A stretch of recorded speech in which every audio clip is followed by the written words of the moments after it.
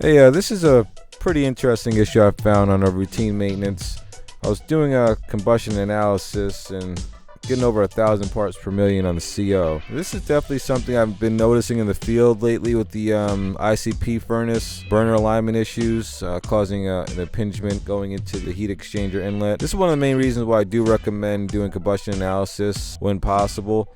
I mean, it's not really that difficult. Probably easier than gauging up on a refrigeration circuit. So all you're doing is basically putting a hole in the flue pipe and letting it run. So you could definitely come across pretty vital issues that you're not going to be able to tell or see otherwise. For this situation, I was able to remedy the issue just by tinkering with the burner assembly a bit. But normally I would recommend actually replacing the burner assembly.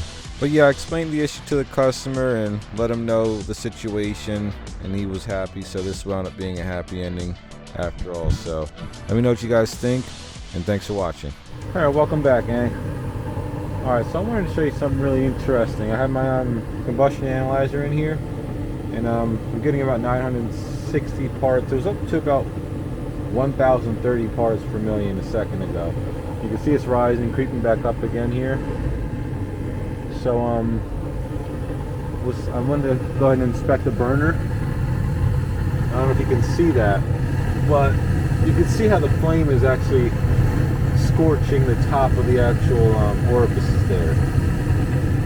Okay, and notice how the flame is actually pointing up. It's actually pointing up a little bit, tilted up.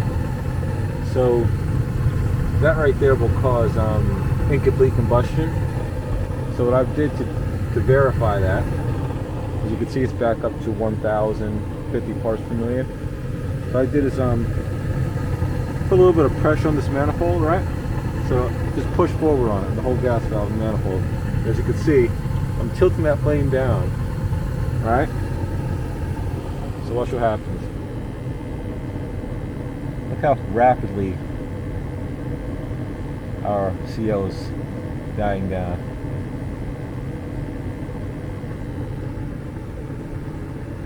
Okay. I'm just literally just holding this gas out like so. This isn't even proper. So I'm gonna see if I can reorientate this thing.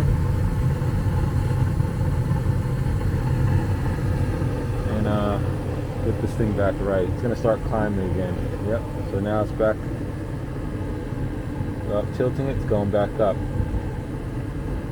And like I said before, this is just due to these orifices are improperly seated. Let me see if I can take this screw out here.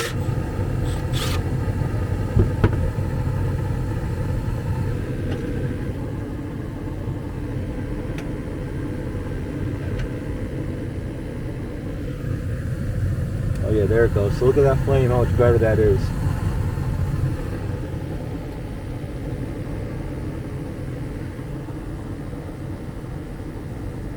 You're just going to see that CO drop rapidly. I mean, insane. You can see the tips of the flames are now going directly into the orifices. Maybe.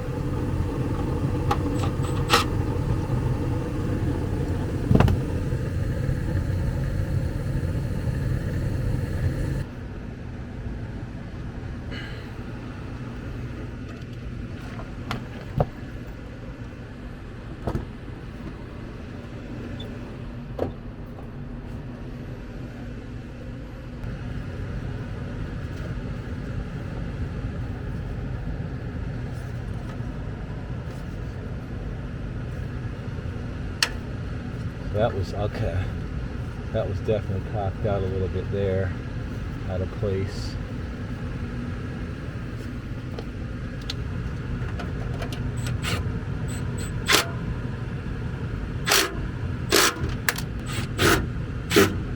And a lot of times what this will do as well, this will cause issues with limits, tripping limits. Because essentially that flame is actually touching the roof of that heat exchanger tubing, and it'll cause the surface to be so hot, the top of the heat exchanger, the surface of it will radiate and cause this limit here to overheat. I've definitely seen that before as well.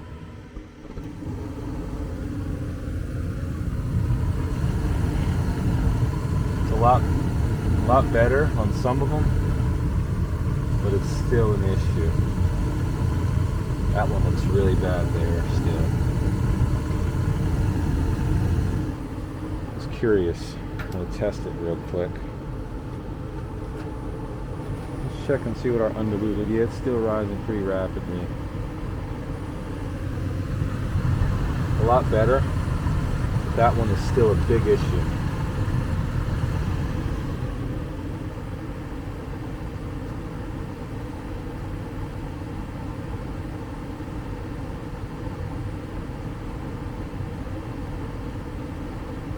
Let's see where it stops at. If it got any better. Doesn't look like it did. Nope. No good. As you can see.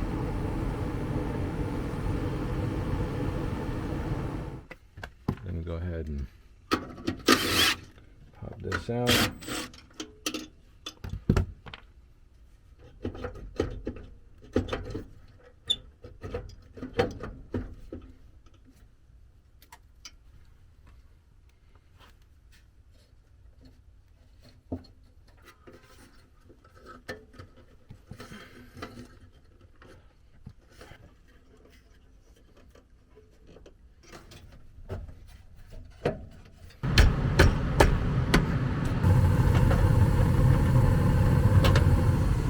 We're getting there.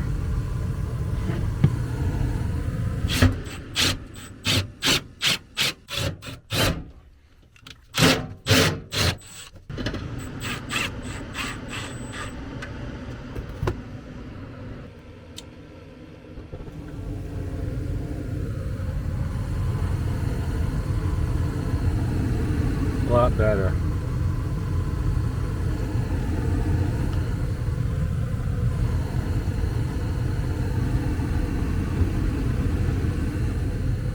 Watch the flame when the blower starts up. It's a whole lot better.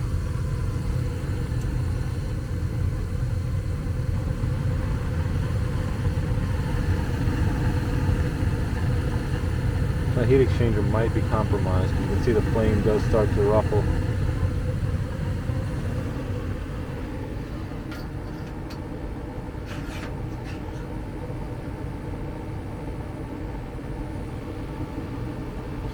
See how many parts per million we get now.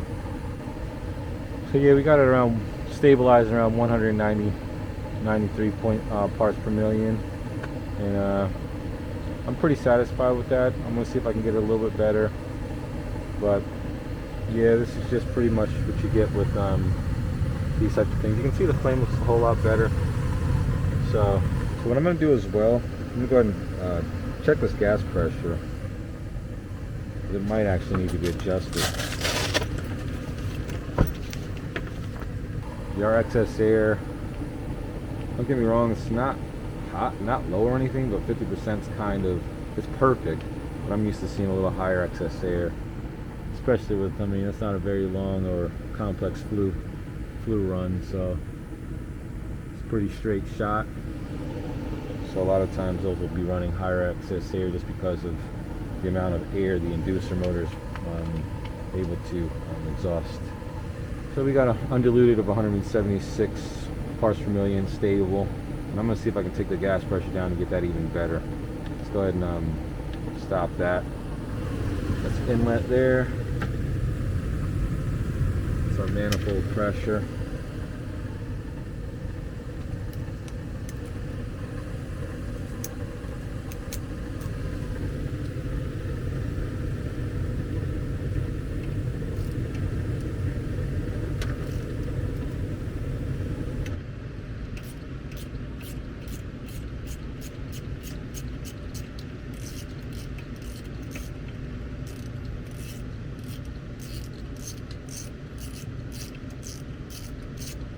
I have a feeling it's going to be a little high. It sounds kind of high.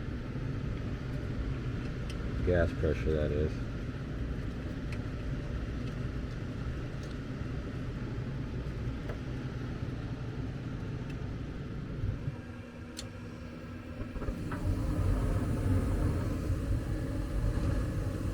Oh yeah.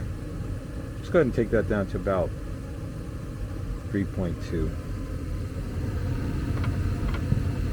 And I know we should be clocking the meter and this and that, but this will allow me 3.2, between 3.2 and 3.8. And as long as I've got enough excess air to support that, I'm going to go for the 3.2.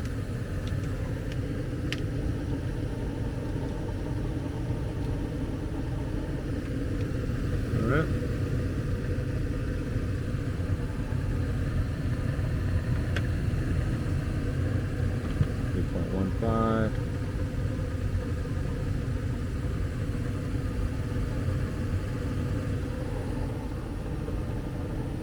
So we have 170. Let's see what our undiluted is now. 3.2 exactly.